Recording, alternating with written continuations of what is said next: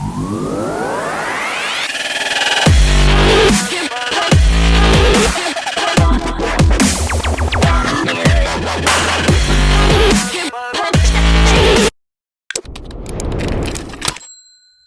morning my fellow Driftomaniacs. This video is about the top 10 RC car mistakes to avoid.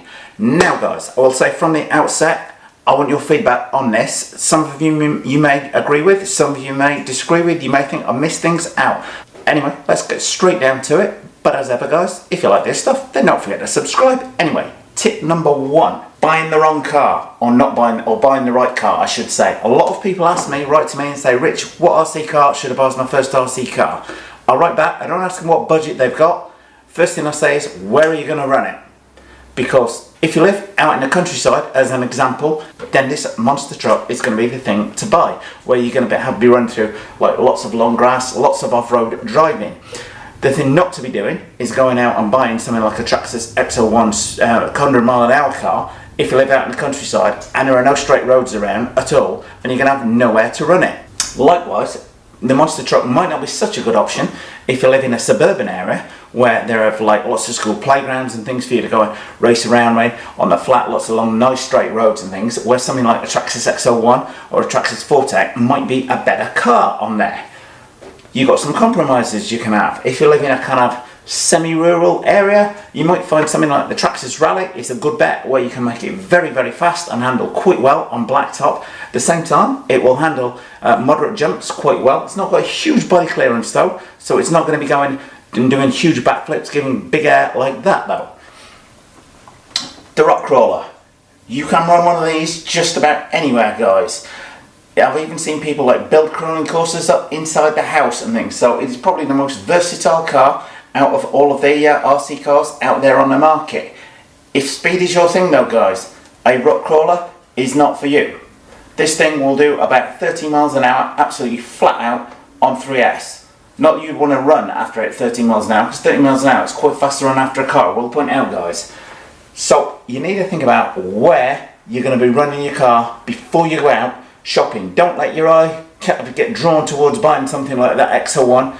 If you live out in the countryside and you've got nowhere to run it, you will come to regret it, trust me. So this is why this tip is the most important, as I think the biggest mistake you can avoid in RC is buying the wrong car. Well, in RC car mistakes, number 2 to avoid is overpowering your RC car. Now this setup here guys on the Armour is set up to run 8S on this car, but this is an all metal drivetrain. It can handle the power to an extent in there. This is designed for running in, doing speed runs with, it's not designed for going bashing, etc. with. More to the point, if I was to put that 8S power plant in this Traxxas rally car, it would just shred itself to pieces because so much of the car is plastic, like the plastic drive shafts fitted to the car all round. So I'm not saying necessarily don't overpower your car, but think about how much power you really need. This Traxxas Rally does not really need 6S power, doesn't really need 8S power.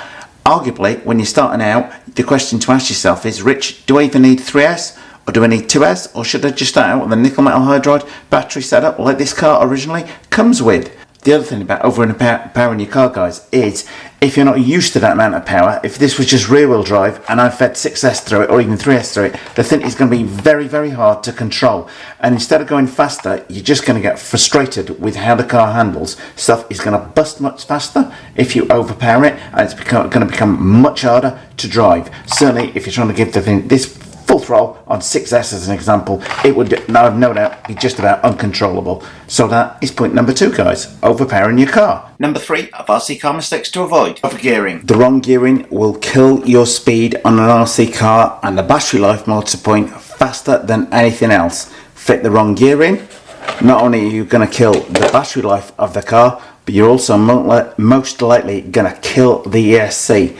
The reason being guys, if you go for like too high a gear ratio, thinking I'm going to get my car from 30 miles an hour to 70 just by changing the gear ratio, Rich, okay, wrong. It's not going to happen, guys, because the motor will trying to push that gear will draw too much current through the SC, will simply fry the SC. So the wrong gearing is definitely number 3, possibly number 1 in terms of RC mistakes to avoid. With the gearing, guys, what I recommend, like change 1, 2, teeth on the pinion, the spur accordingly. Just don't go jumping big changes. And if you actually overgear the car, guys, you will find that it runs slower, not faster, because the motor and the ESC might not necessarily have enough power to power that gearing along at the speed that you want it to go at. Food for thought, eh?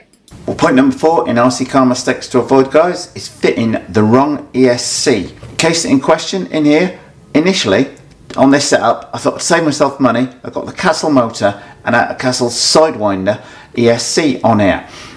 But the Sidewinder ESC can be run on 3S, but will run consistently well on 2S. On 3S, it just overheats constantly because it's not able to cope with the current demands that the motor's wanting to draw through it under full load. So if you've got a restriction in there, if you like, think of it as filling this car up with like high octane race fuel, okay, and you've got a Ferrari engine on here, but sat in the middle here, we've got a fuel pump from a Mini.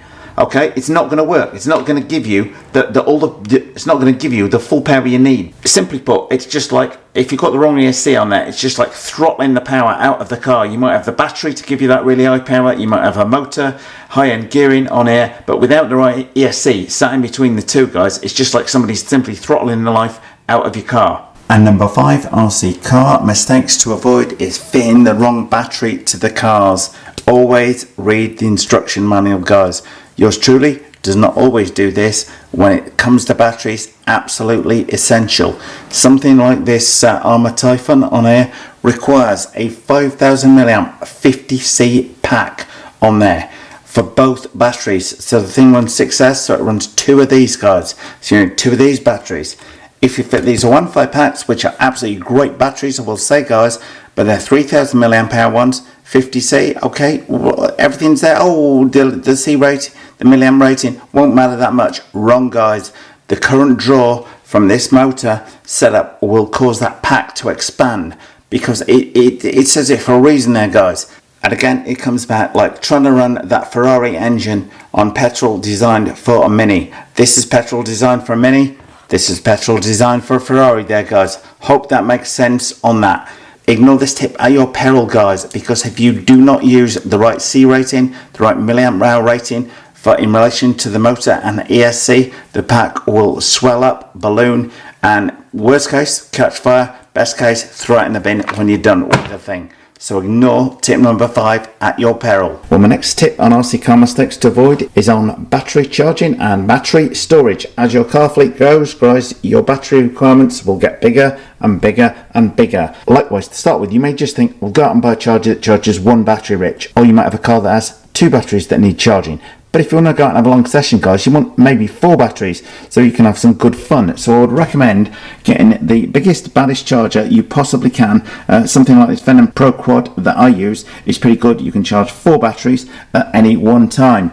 When I mention storage, I also use these charging packs now to safely charge them in on the side. My old approach was somewhat haphazard and dangerous. Likewise, storage. The fire safe and the ammo tin help keep the batteries nice and safe in the event of any problem and that one of them expands, catches fire, etc. So whilst you might think initially, guys, that you just have the requirement for charging 1 battery at a time, trust me, as your requirements grow, you will need something that charges 2 or even 4 batteries at a time. It's cheaper in the long run, because if not, you will find if you buy a charger that just charges 1 or 2 batteries that you'll end up virtually throwing that away and buying a quad charger in the long run.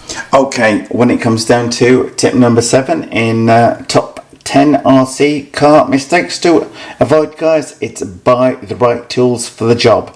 These on the right hand side, like a no brand thing from Amazon. About $19.99 from Amazon, do the job, absolutely brilliant on most RC cars. However, when people like Armour use the red Loctite on the cars, these things just shred themselves at the top. These MIP ones are an eye-watering, like about $45, but hardened steel tips on there will undo anything on the car. So guys, I hate to say this, bite the bullet. Buy expensive hex drivers for your car, because buying these cheap ones, you can get through 2 sets of these just trying to beat the screws on the bottom of your car. I really do not like to see people spend money unnecessarily on their RC cars, guys, but good tools, absolutely key to doing the job. Okay, number 8 on RC car mistakes to avoid, guys, is avoiding doing cleaning.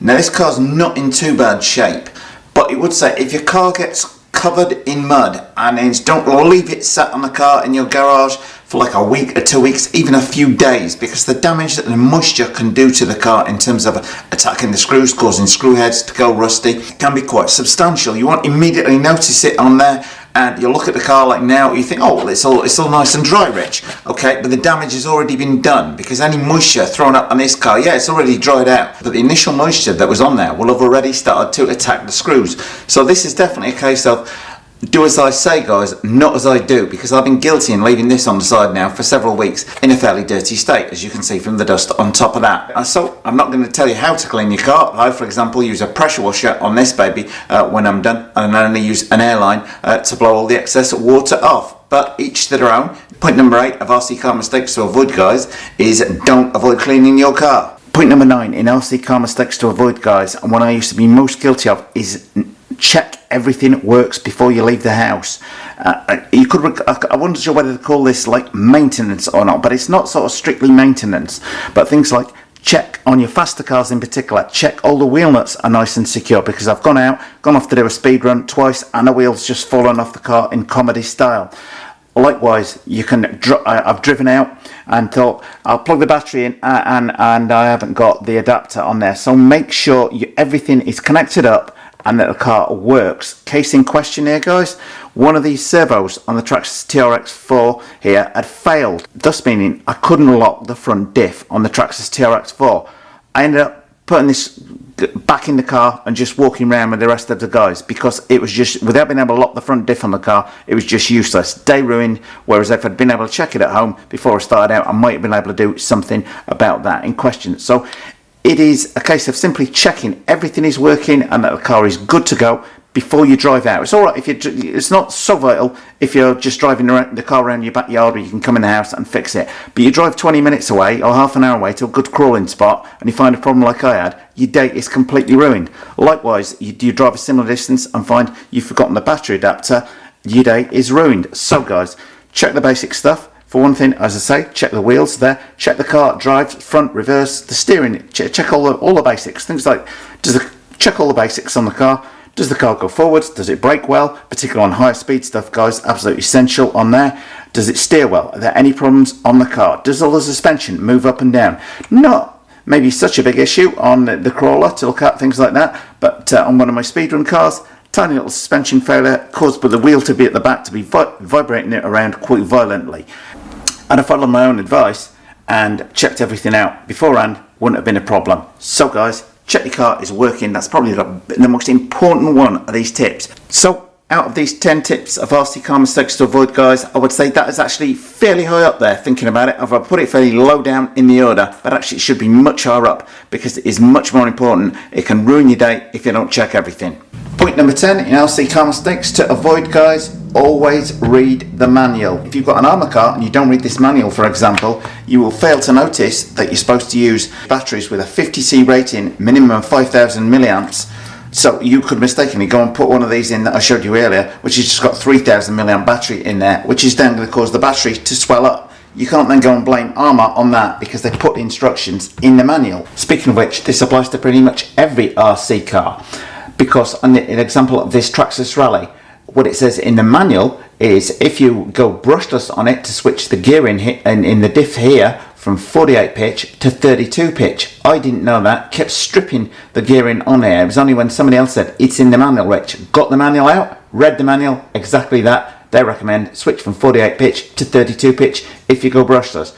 So always read the manual, guys. You will pick up like a little tidbit like that from there that can save you money and heartache in the long run. So guys, that concludes my top 10 RC car mistakes to avoid. Hope you found that useful. If you did and you want to see more RC car videos, then don't forget to subscribe. On this one, guys, your input is much appreciated, so do feel free to have your say. Any comments or questions, put them below the video. Thanks for watching, guys. Well, thumbs up if you like this video, guys. Post any comments you might have in the comment section below the video and hit the circle below to subscribe. And if you do hit the circle, don't forget to hit the bell.